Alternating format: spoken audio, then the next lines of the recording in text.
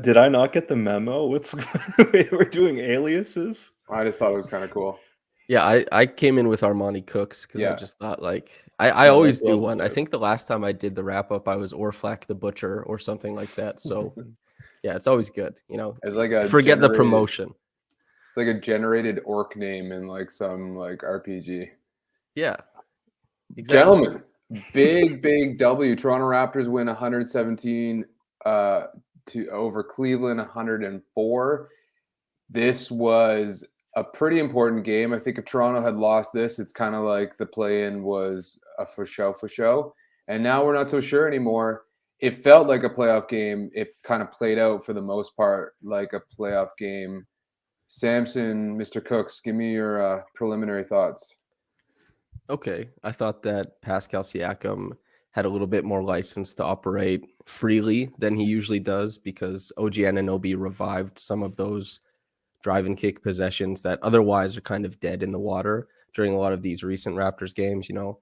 Fred is shooting sub 30% from three since the All-Star break. Gary is sub 30% overall since the All-Star break. And so OG just kind of punching into the lineup and hitting threes changes the complexion of the offense.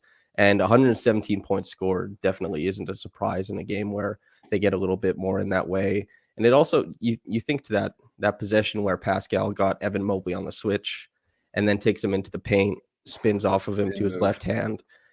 That's usually blanketed by another defender, but in this case, there's not as big a pull off the corner and stuff like that. So Pascal got to lead, and guys like Brooks come in for these really important stretches of basketball where Pascal gets a little bit of extra rest and he doesn't have to deal with as much foul trouble. And Fred gives you a three here and there. And OG Anunoby, he didn't go to a lot of his post-up stuff like he usually does, but he provided so much, and defensively too. Guys like Boucher, Precious, as soon as he came in the game, kind of changed the defensive complexion as well. So I would say getting contributions from places where they haven't even been able to try with OG coming back. And then just like Brooks stepping in. I know you wrote a great piece about him, Adon, and maybe you could speak a little bit more to that. But it's, just getting more from more people is helpful in a basketball game, I suppose. Yeah. No, and I think, Kyle, I'll ask you in a sec, but I do think that like one of the major themes of tonight's game was depth. Like and we still didn't have Gary, but it really felt like, we were rolling with lineups that didn't have, both of Freddie and Pascal in them, and and at times neither. And it felt for the most part, it got a little stagnant at times, but it felt good and it felt safe. And that's a rarity for this team all year. And a big part of that is Brooks. And a big part of that is the growth of Precious and Chris playing at the level he's playing. Kyle, what kind of observations did you bring up?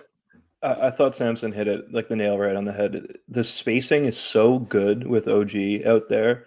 And it's interesting, like, I kind of figured he'd come back and be a terrific defender and have some like second action type stuff, but he hit 4 threes. He was 4 for 8 from three tonight, like coming off of an injury to a hand. That's super impressive, and I did not see that coming. Yeah, I did not see that coming at all. Just in general, while we're on the shooting topic, this is Siakam's, I don't know, it might be an exaggeration to say best shooting game of his career, but it kind of feels that way. He had a lot of like spot up threes. I would imagine that's because he was getting blitzed coming off of screens so aggressively that they basically had to take him off the ball or he had to release the ball early. But he was hitting spot up threes at such a high clip that it just like got him rolling, and eventually he's hitting pull ups. He's hitting little floaters in the lane. Like, I thought Pascal's night was maybe the most impressive Pascal game I've ever seen. That includes like some big playoff performances, etc. I thought he had a close to perfect night. I have a fun little anecdote. So coming into this game, Pascal was, I believe, 16 of 33 from the corners. And he was in the 90th percentile as far as guys who shoot well from the corners, because, 16 of 33 is actually pretty great. It's like 48%. And he hit 3 corner threes in this game. So it's not that, like there's some blitzing, as you said, but just being able to release into space and actually with OG being featured in more of the screening actions instead of Pascal, just to help give Fred and that action a little bit more punch. Pascal can actually slide to the corner and offer, some spacing on some of these set actions. And it just allows him, Pascal, there was a point in this game where he had basically made, just as many threes as 2-pointers. That is a rarity for Pascal. And he doesn't, in the way of getting easy shots, like you can see it on screen, like that's a really difficult shot. Nothing is easy. Nothing is ever easy. Yeah. And you have guys like teams playing pack line defense on the Raptors. And now Pascal gets a game where he can just kind of space out and hit warm up, corner threes like he used to off of Kawhi Leonard and Kyle Lowry is probably a return to normalcy or, halcyon days for him to some degree. So that was really cool. Yeah, totally. And I think like adding to all of that, and maybe, I don't know how we feel about Freddie's game, but I think something that this is unfortunately with Freddie's knee, I think this is maybe about the capacity. We'll see. I don't know. I'm not so optimistic, but I'm not in the training room, so I don't know. Couple of things though. One, this is the kind of volume and usage I do want to see from Freddie. Like it feels more comfortable. It feels less desperate to have him shooting 9 shots and doing so in like a little bit more of a flow as opposed to 4 seconds ticking down and him grinding something out. And I think that is a consequence of his knee, but also with, like you're saying with OG in the actions now, with Scotty in the actions and Pascal cooking, like having Freddie off ball also creates that space. Like it's just like to me, he suits that role a little bit more in more parts of the game than he otherwise would. And that was kind of cool to see as well. Thoughts on that? No. Oh yeah. I think that's a great point. Like what you said about Fred and his knee is, you can see when he gets blitzed or they hedge really hard on these pick and rolls earlier in the season, he might have been able to turn the corner, but in some of these plays, he's getting corralled over to the sideline. And so the Raptors are running more slip plays. They're running more ghost screens off of that to get the ball out of his hands and then to start running, maybe an exit screen or something on the weak side for him, just to have the weak side of the defense occupied. So one of Scotty or OG or Pascal can work on the strong side. And so it's concentrating his shooting gravity into more meaningful offensive sets. And they used to have to rely, especially without OG in the lineup. And if Pascal was having even just a so-so game, it's been cool to see that they can just kind of use Fred, as you say, in maybe a more mindful way, considering his current physical limitations. Just in general, bringing like a defender like OG into the lineup where it's like he can basically fit into any defense you're running. He's so versatile, and the spacing he provides offensively means that like everything changes spacing wise, whether he's a screener, whether he's in the corner, whether he's on the ball, because then your second best floor spacer can be in the corner instead of on the wing. It's all of that kind of stuff. Like this, I don't want to get over my head here, but this win gives me a lot of optimism. The way the team played tonight with OG gives me a lot of optimism. And frankly, I kind of miss the guy. I thought he had a great game. And I forgot how much I love watching him play. We've been kind of hard on him on the broadcast, but I thought tonight was like the platonic ideal of an OG game. Just like play good defense, hit some corner threes, little second side stuff. It was perfect. Do you guys have any thoughts on the defense? Because that's obviously a very meaningful part of this game as well.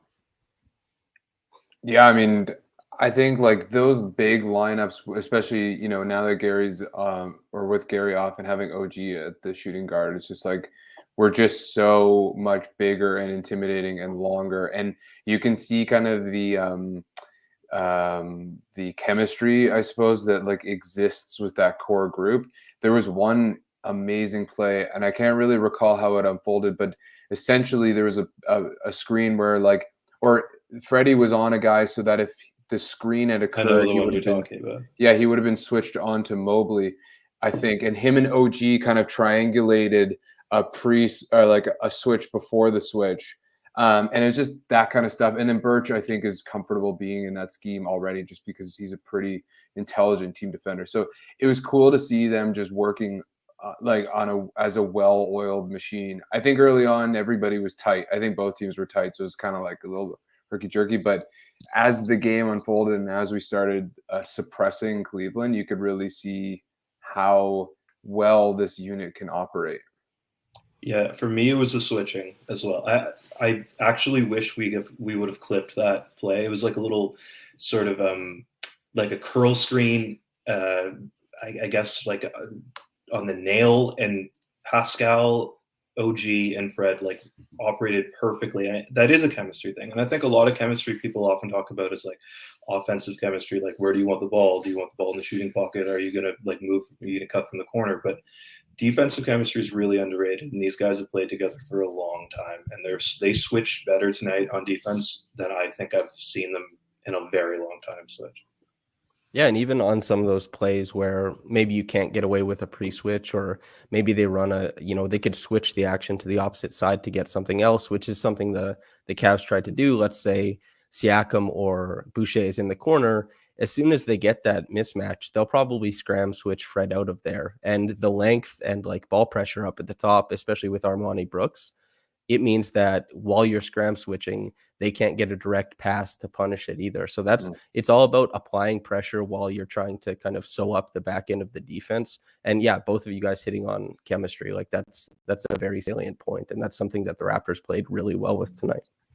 It's an interesting thing with this might be a little bit off side topic, but like it made me think of rotations. Just also like Precious and Boucher again come in and give that like much needed boost, especially on the defensive side.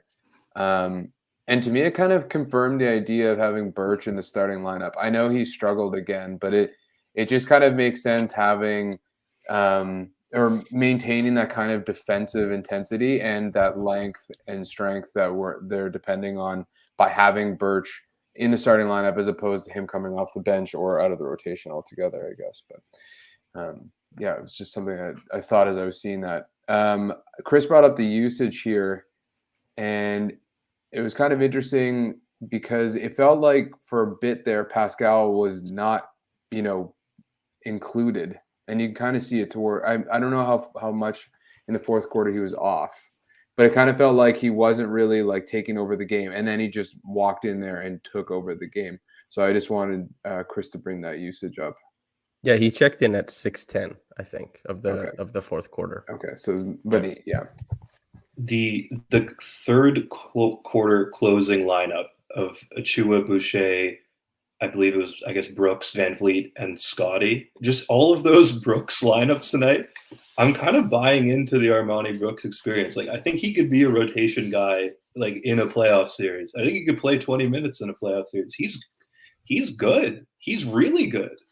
And Adon, you can like elaborate on this more than I'd be able to, but is there anything that you saw from him tonight that impressed you other than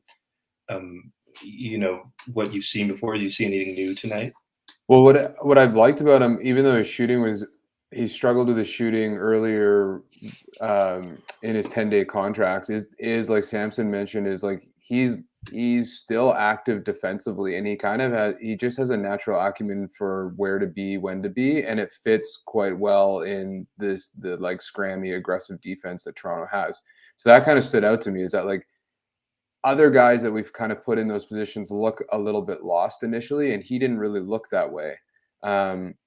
He hasn't been shooting the three, which is unfortunate because it's like if he could have earlier, he would, it was concern. His 10-day contract might have been concerning, but now he's hitting it a little bit much more confidently. He had 2 travels, which is unfortunate because he does have an attacking playmaking kind of edge to his game as well. Those kind of seem like to me like he's new. He's like a new guy in the league. Like those weren't. I'm not like on the court. I'm watching from home, but it wasn't out of the ordinary. It just seemed like he doesn't have the rep yet to be attacking off the dribble. And like, guys shuffle their feet. It's the NBA. I've seen LeBron do that 4 million times in his career. Yeah, totally. And it's Armoni Brooks. It's kind of the issue. I think he just gets really excited too, right? Like he's just like, whoa. It's well, his second one especially, I think that was a really, really tough call. His second travel, I think if you called that on every player in the league, you'd probably be running like 40 travel calls a game.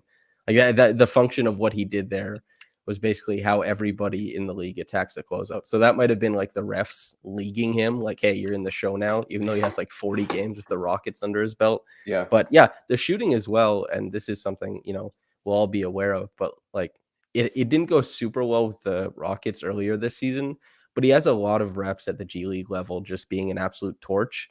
And so the function of being a shooter is something that he very clearly has. It's just about getting used to the pace of the NBA, of closeouts, and how the space works and contests and stuff like that. So he has the shooting talent. It's just whether he can implement it in a game. So I'm actually really excited to see how that works out for him, because he presses on the offensive glass a little bit when they're playing like the volleyball tap stuff. He gets in there and he gets a little bit grimy on the switch stuff and on just delaying like pocket passes and stuff, even tags. His length on the defensive end is, you don't often hear the term like connectivity on defense, but it does help them link together, like those backline lockups and stuff like that. So even in a game like this where we're like, hell yeah, he went 2 for 6, that's good. I think that there's a very real upside beyond even these types of performances. It can get better.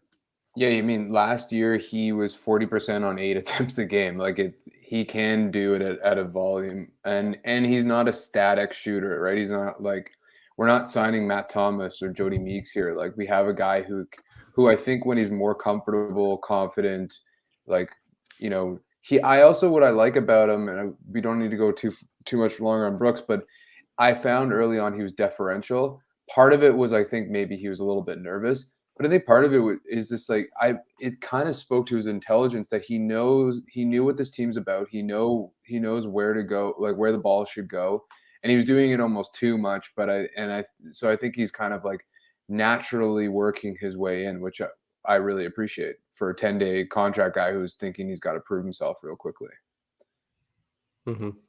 Yeah, it's tough, man. I mean, like Malachi has a guaranteed contract, and he's unsure about when to boogie and when to get like loose with the dribble and try and like bust things out. He played with hesitation. He played, he was deferential for a lot of these types of plays. And when he actually was like, okay, let me manipulate with the dribble, let me get a little bit experimental, that's when things started getting better, because guards in the NBA are just obscenely talented. It's just kind of what type of leash they have to exhibit those skills. And Brooks is, I guess, getting a longer leash, which helps a lot, especially through this stretch where Fred needs rest and, whatever the hell happens with his knee, I guess. Yeah, I sorry, Kyle, but just on that point is that I do think Flynn's a great contrast, because you could visibly watch Flynn either like go like pendulum swinging, right? Like way too passive, and then way too like demanding pick and rolls, like out of the flow. And he's finally kind of found his rhythm. So you can imagine, yeah, for a guy like Brooks, how difficult it would be to just like be dropped in and like go figure it out. Kyle. I think part of the reason Brooks is gaining the confidence he does is he's got a really athletic build. He's got 6'9" wingspan, and he's a good defender. And I think he's Flynn, whatever, is a technically skilled defender, but you can just get away with so much more when you have arms that long. And even like he gets lost in a back cut, and his arms are everywhere. He can be a full second late, and his arms are everywhere because he can get it he can be a step behind, and his arms are still in a passing lane. And I did want to say, Gilbert Arenas was on the Ryan Russillo podcast and talked about like summer players, guys who are like great in the summertime but don't really have the ability within a team structure like in an NBA season. I would venture to guess that Armoni Brooks is a terrific summer player. I bet he tears up those UCLA runs. He just seems like the type of guy that with like a super long leash, when the only person inhibiting him is himself, I'd have my money on him in the summer. He's a baller for sure. Definitely. He's a baller for sure. Other insights, guys. Is there anything you want to touch on? Do we want to go like Barnes versus Mobley seems like I was something. just going to say that. Yeah. Do we want to do Rookie of the Year chat? Yeah. I mean, not actually, but those two, yeah. I'll preface this by saying I think at this point, Cade is probably the Rookie of the Year, so that the entire conversation is a moot point. But if you're making the case for Scotty, I think his performance tonight is like the epitome of that case, which is that neither him nor Mobley had terrific nights. They were equally impactful defensively. I thought Mobley did a good job protecting the rim. I think Scotty did a great job on the ball and has been better on the ball this last 5 games than he's been at any other point in the season. But the difference is the playmaking. Like Scotty is like an offensive initiator at his best. He's making some reads in transition, like those little no looks. He threw a skip pass, like slinging it with one arm like a baseball. To me, the case for Scotty would be, although he doesn't necessarily have the freedom to do so, he's a better initiator. And when he's been given the opportunity, he's shown to be the type of guy that you can run an entire offense through as a primary ball handler. And I think that's what the league wants. I think that's what's most valuable in basketball in general. Yeah, just being able to, like, if you look at Mobley, who has, for a guy of his size, a pretty good freestyle game, especially in the middle of the floor, but it's nothing compared to the self-authoring offense that Scotty has. Like Scotty, as far as an isolation player, has been above and beyond anything that anybody would have imagined. And so that's always something that he can plug into a game for the Raptors and be helpful. It's actually probably been, in the half court, the best thing he's been able to do so far this year. But you had the clip up the one time, and Scotty in transition not only can make plays towards, the hit ahead passes that are no looks and stuff like that, but even that one play where Okoro has Boucher covered. And so this is like the Kyle Lowry-esque management of lanes in transition, is that Scotty switches his lane to make Okoro stand up so that Boucher is running on just Garland. And that's not something that, like, Precious, who I've written about and talked about and really love, that's not something Precious will do in transition. And that's not something that probably OG would do in transition either. These are plays that show, like, in a great proprioception, just awareness of where things are around his body and awareness of where like his court mapping. Where are the defenders? Where are the lanes on the floor? What's advantageous? How can I manipulate it with my dribble and with my own movement, and then using my height pass over guys? And that little play of just drawing Okoro up in transition where they didn't have the man advantage, but creating one by flipping the court, that's just like, those little things are ways that he creates in the open court that he'll continue to do, that not many players actually emulate, whether they're rookies or just seasoned vets. It's funny, like statistically, they were essentially equivalent. They each had their like moment on those dunks, but also those defensive moments where Scotty had the poke that we saw, and then Mobley had that insane block on Pascal where I think he challenged somebody's shot and then came across the key and just blocked Pascal at the rim. So they were kind of like split down the middle. But I mean, to both of you guys' points, you talk about connectivity, like that is Scotty through and through. And whether it's him self-authoring, as Samson said, or just being there and moving the ball, like he has such much more an imprint on the game, especially on the offensive game, whereas Mobley can kind of like fade out. Like if he's not part of the action or he's not in an ISO, he just kind of like disappears a little bit. Whereas Scotty is everywhere and all up in your face, and not always. Sometimes Scotty just disappears as well. Like he suddenly gets less aggressive and less confident. I don't know, but tonight that wasn't really the case. I think he was nervous early, but otherwise he had his hand on this game more than most rookies do, and most players as well, like you said.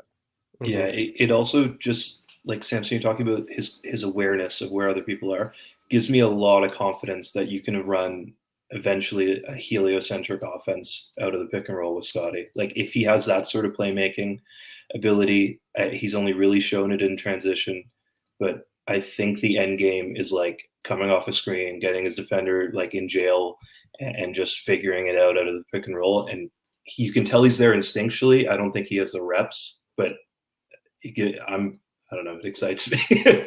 Yeah, you're absolutely correct. Like when I wrote that big piece on him and I went through like every possession and I was measuring high risk passes and low risk passes, and a lot of his high risk passes are up court plays that a lot of other players don't even try and make. And this is kind of like what limits Fred. And obviously Fred is tremendous, and when he was healthy, he was, you know, a borderline All-NBA candidate. But Fred doesn't make those up-court passes a lot of the time, and Scotty weaponizes guys like Pascal and OG, and even Precious with some of the early work, you know, in these early possessions, but also in the half court by extending vertically with his passing and being a little bit more mindful of how big the guys are on the front end and trying to service them at the rim. So he makes plays in a way that Fred doesn't really, and he makes plays not as well as Pascal does currently, but that's not a product of him being a worse playmaker. It's just a product of getting less attention, so less guys are open. So yeah, he's tremendous. That Freddie part, like, I was going to say it's a height differential, but then Lowry was great at it. What is that a consequence of? Is that like, it seems at times Freddie needs to have his like control of what's going on almost to a fault. Is that what it is, or what do you think? Well, so there's passers who are always just risk averse. You know what I mean? And so Pascal is, prior to this season, was a pretty risk averse passer, but could create things because he receives so much attention. And even in the half court, Pascal isn't that, like, he doesn't try and bust out anything crazy. He just gets doubled at like a top 5 figure in the NBA. So guys are open and he makes good reads. But right, in like transition and on the fast break, which for some reason is two different things on NBA.com, Pascal's hit aheads are actually like pretty adventurous. It goes lots of places. But when we think of classic point guards, it's always trying to find the equilibrium between trying to fit into the tiniest pocket to create the easiest possible look, or making these normal progressive reads and stuff like that. And so it's, yeah, and coaches typically like the normal progressive reads, but with superstars, I think typically we see guys who are making more advantageous passes, because if you are an adventurous passer, you can weaponize players and movement that isn't otherwise typically going to get you a bucket. But trying to squeeze like a ball through a pinhole can sometimes deliver 2 points for a layup, where otherwise you might be resetting the offense and taking a 17-footer or something like that. We should mention our mathematicians at Raptors Republic have been on this for the last 27 minutes, but we're proud to announce that we figured it out finally. The Raptors have clinched the play-in spot. I know it took us a while to get to the bottom of it, but the Raptors have officially clinched a play-in spot. So, round of applause. HP, right. Hardware paroxysm. Matt Moore. I trust that. Are we allowed to call the play-in the postseason? No, not technically. I don't think. Right? Like they said. Season. Yeah, like they said, they even measure the stats differently. Like play-in stats are their own. Like they don't count towards. Yeah, they don't count towards playoff stats. It's some sort of like a purgatory between like season and post. Yeah, it's totally purgatory. We should mention, thank you, Guru. Oh, thank you, Guru. How do we match up against Boston on Monday? We'll probably get to this later. Yeah, my short answer would be not good. But we'll do when we do question period. We'll do Guru's first. Appreciate the donation. That's a Big Mac. Oh, actually, I have something for however many people are watching. I don't know when the video or podcast comes out, but Kevin O'Connor, he's the Ringer, their NBA writer. I did a podcast with him, and we talked about Rookie of the Year, and he said he was leaning Scotty, and he has a vote. So if you guys are wondering about how some of the national media are thinking, especially after tonight, where he has like the big dunk, the Raptors win, because national media don't pay that much attention. Like they like the optics. Scotty winning this game is a pretty big deal. Scoring like almost 20 games since the All-Star break is a big deal. So he's got the momentum, I think. So that's cool. It's funny, like as soon as we get healthy, Scotty's Rookie of the Year chances just kind of like dip, you know? It's very unfortunate. It's just by virtue of lack of usage, I think, you know?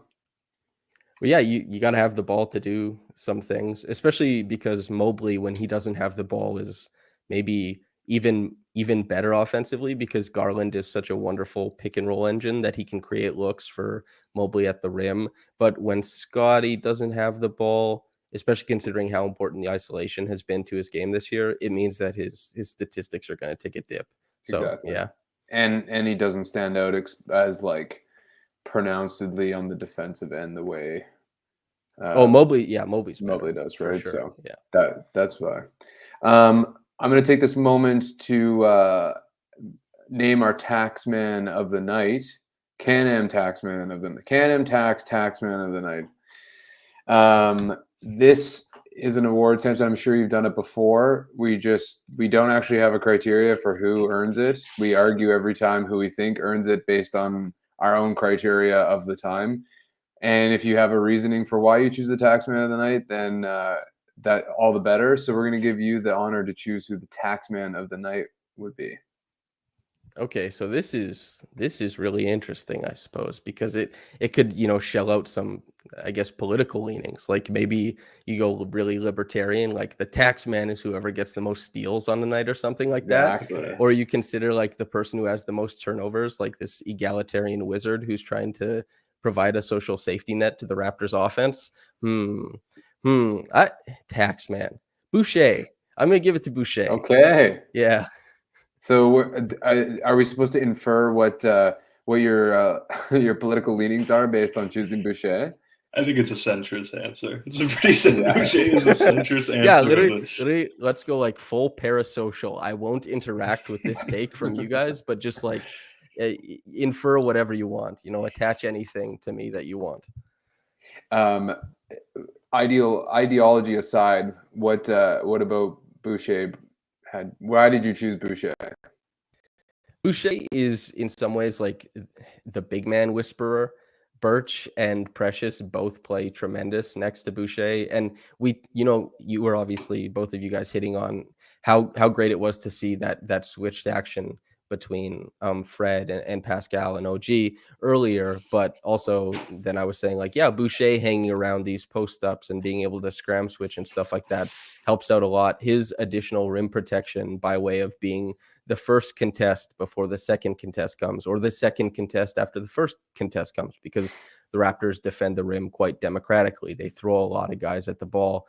He, with his length and his energy, really adds to basically everything that the Raptors are doing. And especially the way that he pairs down his offensive game is kind of fantastic to see, because he's less of a pick and roll roller now than he was during his breakout year, but he still tries so hard to give you extra possessions on the offensive end. He can still stretch the floor, and defensively, this is by far his best defensive year. He's been like a huge plus on that end, and it's because they've leaned more into length, as in the schematics, in their defensive ethos, and he really shows up there, and it's just been a wonderful marriage. So yeah, let's say that the marriage of tax and government is Boucher and the Raptors. Let's do something like that. Kyle, do you have any additional thoughts on Boucher? No, other than this stretch, I think should be like, we need to turn this, like the highlights of the stretch of games, into an NFT and like make it Sahal's laptop background, so that he is no longer permitted to forget how good Chris Boucher has been over the last 10 games. I mean, it's like, let's be real here. Like, he's had a tremendous run. He doesn't deserve the slander he gets, especially from us, but Raptors Twitter in general, but us. And I hope he gets the recognition he deserves. And I guess that starts with the Taxman. I think it starts and ends with the Taxman. Okay, that's all he really needs. We don't have to go through the plot line of Boucher's season, but I do think he just had trouble transitioning into what this team was, and I don't think he was alone in that. I think Flynn is another guy who just, they had expectations for year two or the subsequent year, and those changed dramatically with like everything, like with wanting to give OG more usage, with Scotty coming in, with wanting to experiment with Precious. And I think then you kind of saw Boucher doing, like, struggling to get his and doing things that were atypical of him, aka like launching threes with a hand in his face. We went back to the basics, and he's better than ever. And this game really stood out to me, even though he's played really well the last couple of games. He altered like 5 shots in the first and second quarter alone. They didn't get any blocks, but he made guys readjust. And like, to your point, Samson, like, that's so important, because we're not our paint defense is so kind of like multi-tool. There's not one big shot blocking guy, but him just making attackers rethink what they're doing and readjusting your shots was like really vital today with Cleveland getting so much penetration. Tomo in the chat saying there probably aren't that many bench bigs better than Boucher. Since December 5th, you're correct, dude. They Lewis had that tweet up where he said he's, just they're mash teams when he's on the court. But Boucher, after being a pick and roll guy for so long, he completely transitioned his game, and he's just all effort all the time, weaponized length, and he's awesome. I'm glad he's getting the love. Are we forgetting about JaVale McGee? Best backup center in the league. I did want to say of Boucher though, you can tell he likes getting the big volleyball block and sending that shit to Rose Zed. But all credit to him for not hunting those blocks. He's solid position wise defending the rim. There are guys like Hassan Whiteside for years was just stepping up to the nail for getting his box out assignment, or even really contesting the right shot in order to get some block that he sends it way into the sand. So Chris, much respect for just being a good shot blocker and still taking a lot of pride in getting that garbage out of there, as Jack would say. Quickly going to do the read. The Can-Am Taxman of the night is brought to you by Can-Am Tax. This is a small little tax firm VJ Verma runs. They're very excellent. They're a proud partner of Raptors Republic. They enable us to do the show, and holy shit, in a week, taxes are due. So if you haven't gotten on that and you have a small business or you got your personal taxes or whatever, it's a week, right? I don't think that's true. I think it's May. It's May now? I thought it was April. Anyway. He's on the take, everyone. He's trying to gas up the... It's coming up. It's taxes coming up. Due tonight. You have to message VJ. Yeah, exactly. Right this is why I need VJ. I don't even know when my taxes are due. So I advise any and all of you in need of an accountant to reach out to VJ Verma. Okay. VJ the man. OG, we want to talk about OG. Are we happy with his return? I wouldn't have expected any more. I mean, I couldn't have asked for any more, and honestly, I wouldn't expect any more. Like I said, I hope this is OG's night every single night for the rest of his career. I like him out in the corner. He's a terrific shooter. He's a terrific defender. That's all I want to see from him. Yeah, it was just nice to see. There's two plays, right? The one is where he got free throws, and that was a pick and roll where the Raptors actually got a pick and roll where a guy rolled to the rim, and it wasn't a short roll. It was he went right to the rim.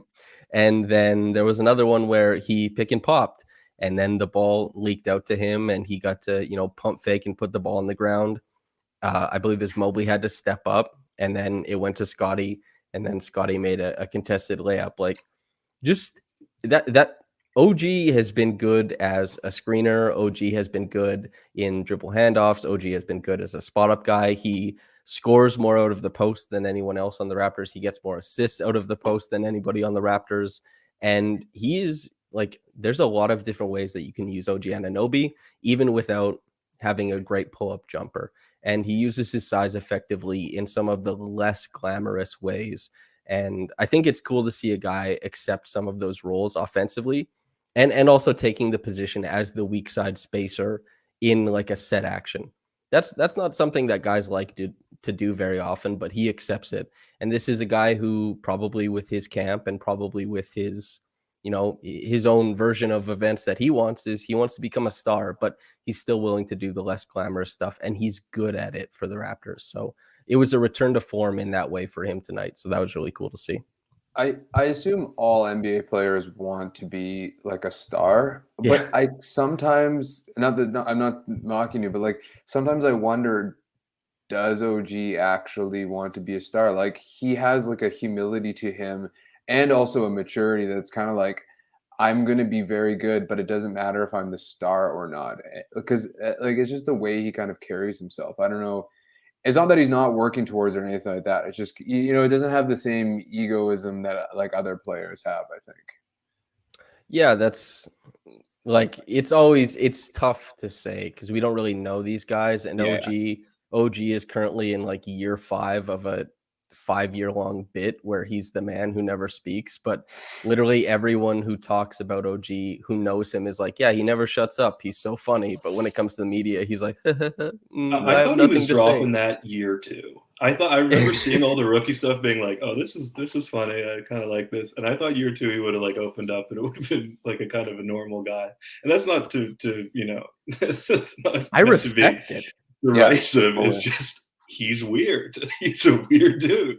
It's like, yeah, it's impressive. He's like, yeah, he thinks he's playing a joke on the world, and he thinks it's funny, so he doesn't really care what anybody else thinks. But yeah, I don't know about like I don't know about ego or anything like that, or what he envisions for himself. Like you said, Aiden, like you'd probably assume that most NBA players envision stardom for themselves, and it's the people around them who enable those types of thoughts and try and, carve out blueprints and paths to that success for them. But yeah, OG is a guy who Nick Nurse has been quoted saying he worries about not getting him involved more often. They've gone to the post as a way to make sure that he gets touches. And that wasn't the case in this past game, but that's been the case this season. And he's also isolated a lot, although he's been largely bad at it this year. That early on, I loved that Pascal was out only for that reason, that OG got to like really kind of flex his wings and see where he was at. And I'm sure it was quite humbling for him to kind of see where he was at, particularly being guarded by one of the best players on the other team in isolation. Yeah, Tough to score in the NBA. Yeah, that's what I was going to say. When I say I like him as the guy in the corner, that doesn't mean I like him never touching the ball. It means that I don't want him as the number one option on the team with Siakam and Barnes as such, etc. It's not derisive. Guys make entire 10-year NBA careers and make a ton of money being like the person in the corner on the pick and roll, high pick and roll. It's a great role to be. It's kind of what I mean. Like, again, like they're all we don't even go on about this, but it's kind of interesting, like psychologically where these players' heads are at. Because, you have like a guy like James Posey or Jeff Green. It's like they know and want to be a certain type of player. And like OG kind of gives you similar vibes, even though everyone and probably himself thinks his ceiling is a lot higher than most. There's not really any conflict on the floor between him, Freddie, and Pascal. He's just there and dutiful and doing what's called upon him. Like, I don't know. I think the biggest clash is the, I guess, usage percentage between Barnes's isolations and OG's. That because you don't want to mess with any of Siakam's stuff. He's clearly asserted himself as the Raptors' best half-court player. So you're looking at Barnes and OG in isolation as some of those release valve plays or just kind of in between touches. And Barnes has been better in isolation this year. Although there have been some games where, like, especially the Bucks blitz the hell out of the anything including Fred or Pascal. And so the Raptors went, I think, like most of a third quarter just running empty side pick and rolls with one of OG plus Kem or Precious. And they scored enough out of it to kind of buoy the offense while guys got rest and stuff like that. So it's always interesting to have more utility out of players. And OG can give you that in a pinch, but he certainly hasn't done it to the point where you'd say more than Pascal, let's say. Yeah. Go get it. Yeah. We're going to transition to questions because I want to get out of here to see if Team Canada can win their way into the World Cup. They just got a red card. They're really bad for the rest of the game. Oh, perfect. That's perfect. Okay, so any questions you have? We have a couple starred here. Guru gets the top of the line by virtue of a monetary donation. He's asking how we match up against Boston on Monday. Samson, I'll let you take this one. Okay, so I think this is another big Pascal game. If Fred plays in that game, I expect him to kind of be in hell. They're going to flatten out every single pick and roll, whether it's Marcus Smart or Jaylen Brown or Derek White jumping him. That's really, really tough. And we talked about him not having the burst to turn the corner on guys like Okoro or Mobley or even Garland on, a couple occasions. That just probably isn't going to run against the Celtics. And Pascal Siakam is going to be in the hot seat because what happened against Boston wasn't that Boston defended him exceptionally well in the bubble. It was that Pascal got to the soft spots on the floor that were somewhat uncomfortable for him where he had kind of stretched his legs prior. This year, Pascal shoots from the short mid-range more than any other spot on the floor. those are the soft spots that Boston defense is going to surrender. And I don't know who's going to draw him as a primary. They do like to run Robert Williams, Time Lord, as a roamer. And so that will change how Pascal's calculus for attacking the defense. Where are they locating him? What's his 3-second in the key, process currently, and that kind of stuff. But Pascal will largely be the head of the snake as far as how the Raptors are attacking. So if he kind of pops off and makes those guys pay in isolation and can start drawing extra guys so that guys like Fred can be weaponized as shooters off ball, that's where the game can start to turn for them, I think. And then defensively, I think the Raptors have what it takes to play. They can keep the Celtics under like 105 points or something. That's my quick take on the game. Yeah, Toronto's well equipped to handle a Boston type team defensively.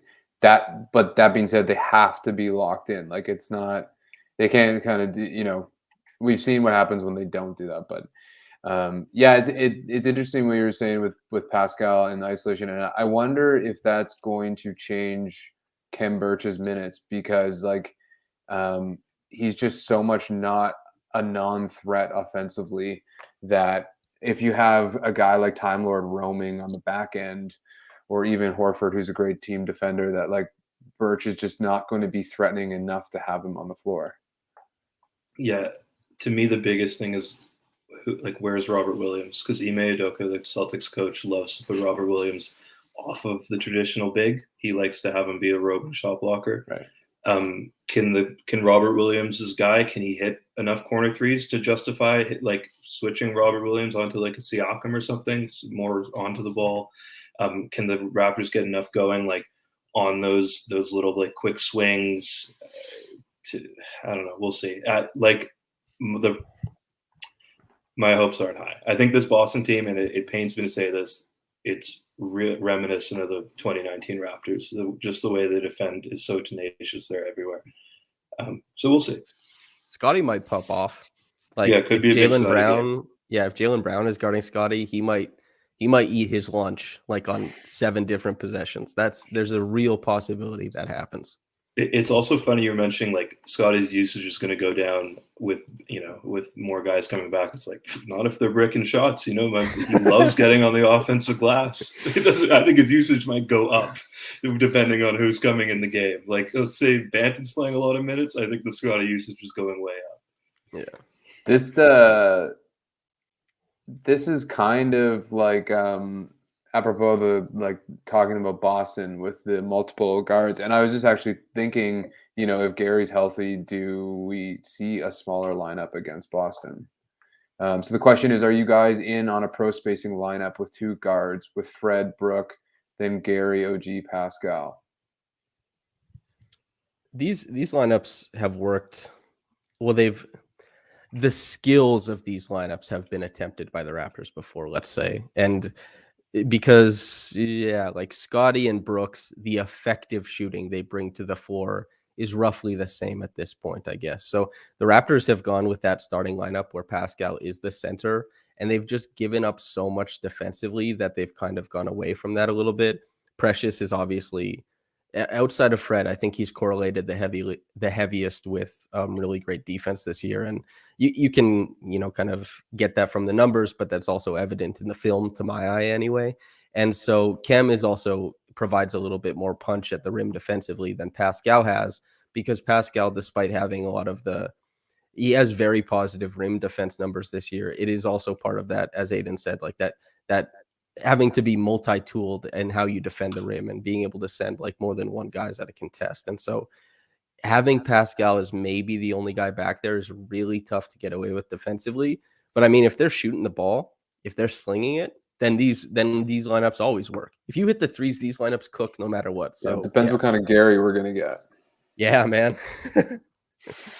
In general, the defense kind of the problems speak for themselves. I'm less in on 5 out as I used to be. I'm kind of more in on 4 out, 1 in. I'm fine with a big, I don't think you need shooting at every single position. I get it's helpful, but it's you're just running the same actions anyway. And so sometimes, I don't mind Khem Birch or Precious too. There's so much of this team's offense is on getting on the offensive glass anyway. I think why rob them of that? Yeah, that's also the Raptors this year have had like major success in short spurts with no shooting lineups. Yeah. Like Yeah, forget 4 out, 1 in. We're talking Yeah, 1 out, exactly. 4 in. 5 in. Yeah, it's the inverse. 5 in offense. It's literally, yeah, it's the inverse of flex. It's like Excel, except whatever. Anyway, but it's so funny because they rebound half their misses. They turn the opposing team over like 20% of the time, and they're madmen out there. It's like someone blows a whistle and they all go over the trench.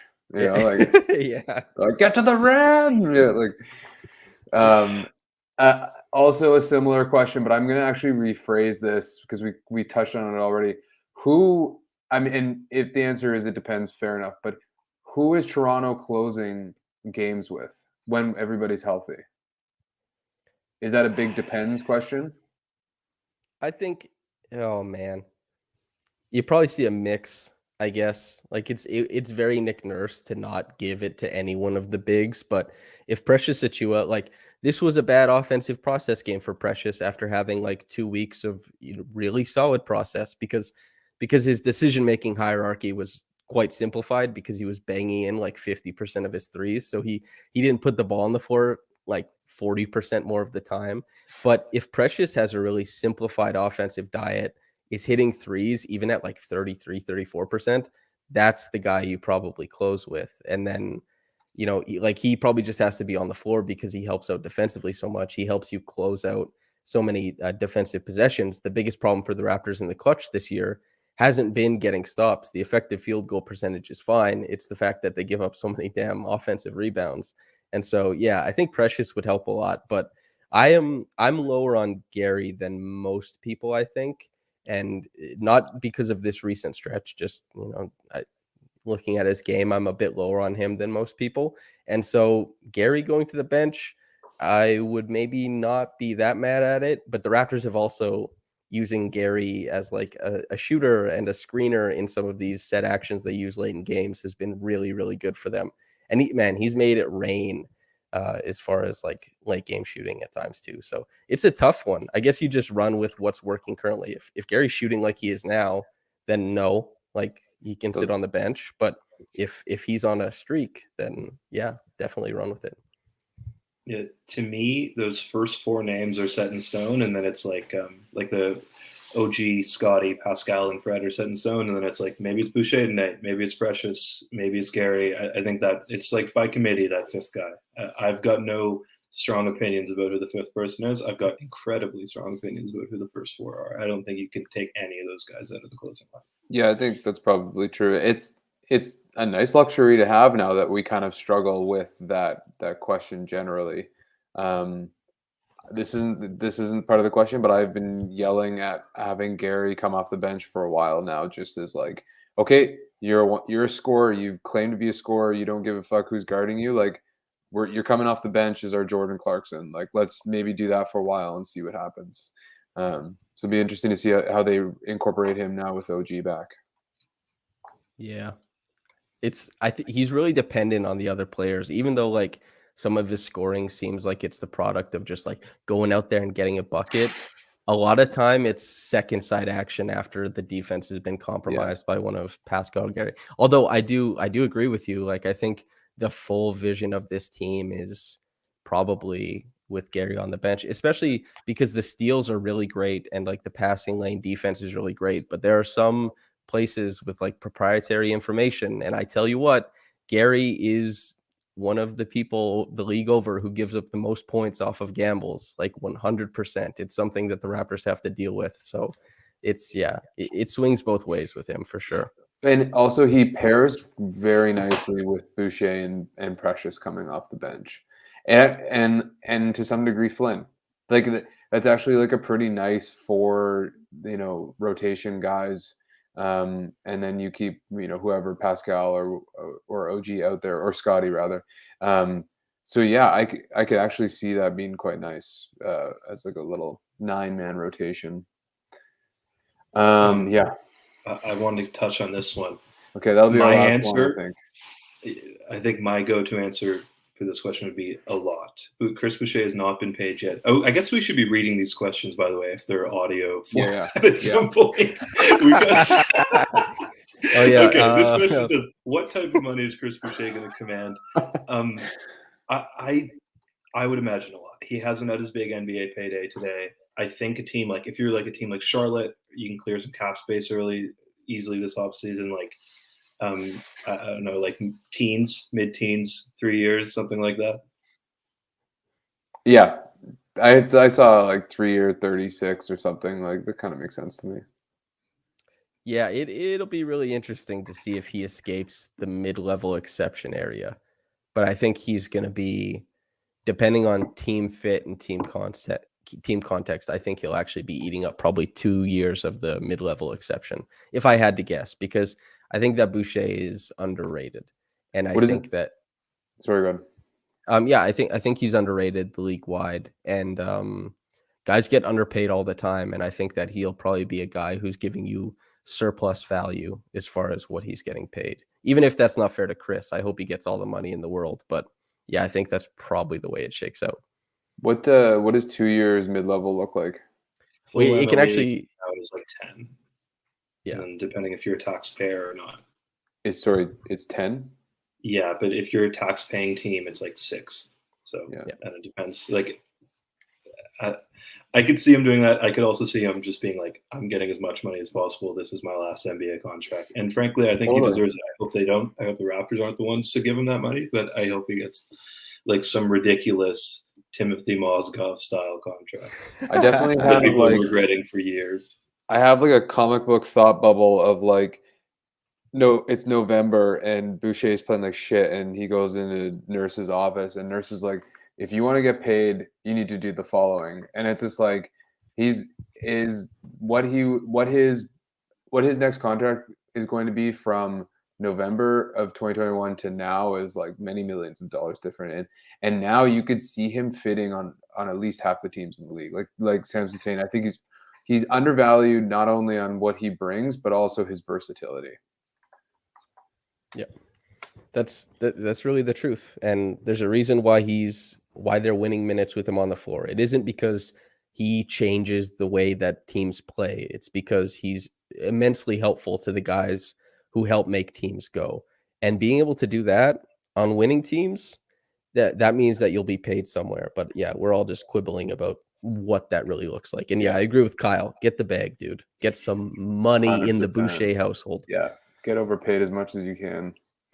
Buy a house in Westmount. Buy a house in Westmount for your family. Settle down. Yeah. Okay, that's it for the wrap up. I think.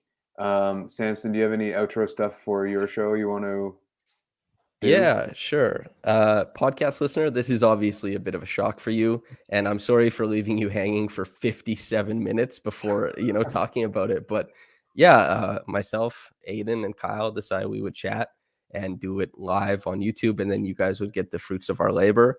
This is it. It's a nice change of pace from me just talking quietly in a room about, and so we saw some flare screens here, and they were, they're running horns out on this play, and so we're having a bit a more wide-ranging topics and stuff like that. So I hope you enjoyed the podcast. I hope you enjoyed Kyle and Adon. I'm sure you did. So thanks for tuning in, everybody, and then the live listeners. I mean, it's cool to interact with people while I do it because usually I'm just kicking back. So thanks everybody for watching. That kicks ass. Yeah, the viewers I find keep this show going. They're very funny and they ask good questions. Samson, it was great having you. You made us all feel like much dumber about basketball than we are. But I don't know, Kyle, at least for me. No. I mean, hey, what can I say? We're men of the people. I'm not a solo in the room podcaster. I'm gonna answer the questions and crack jokes. This is stand-up comedy for me. You're that anarcho-Italian guy. I don't. Okay. Scuffing up a storm. All right, that's it for the wrap up. We're gonna go Team Canada. Thanks everybody. Ciao.